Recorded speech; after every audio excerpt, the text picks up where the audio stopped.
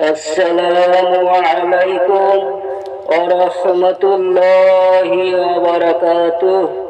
সহিহ বুখারী 1 নম্বরতম হাদিস।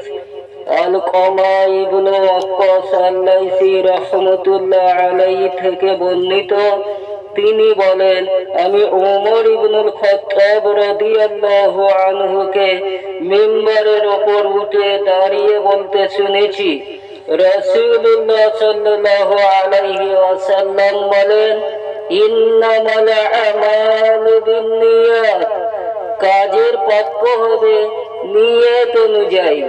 ওয়া ইন্নামা লিকুল্লি ইমরিইন মা নাওয়া, আর মানুষ তার নিয়ত অনুযায়ী প্রতিফল পাবে।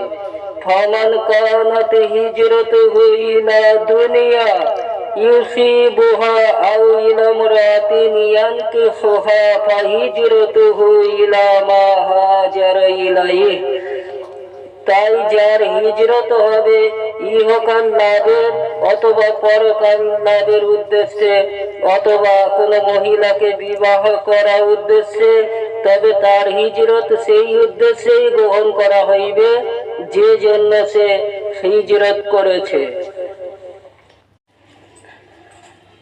আসসালামু আলাইকুম ওয়া রাহমাতুল্লাহি ওয়া বারাকাতুহু।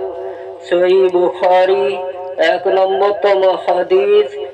আলকামা ইবনে ওয়াক্কাস আল-লাইসি রাহমাতুল্লাহ আলাইহি থেকে বর্ণিত, তিনি বলেন, আমি ওমর ইবনুল খাত্তাব রাদিয়াল্লাহু আনহুকে মিম্বরের উপর উঠে দাঁড়িয়ে বলতে শুনেছি, রাসূলুল্লাহ সাল্লাল্লাহু আলাইহি ওয়াসাল্লাম বলেন, ইন্নামাল আমালু বিন্নিয়াত, কাজের প্রাপ্য হবে নিয়ত অনুযায়ী।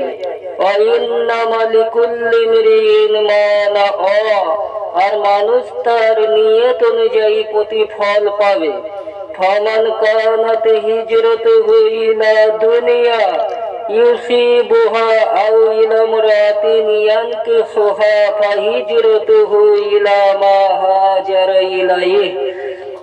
তাই যার হিজরত হবে ইহকাল লাভের অথবা পরকাল লাভের উদ্দেশ্যে, অথবা কোন মহিলাকে বিবাহ করার উদ্দেশ্যে, তবে তার হিজরত সেই উদ্দেশ্যেই গ্রহণ করা হইবে যে জন্য সে হিজরত করেছে।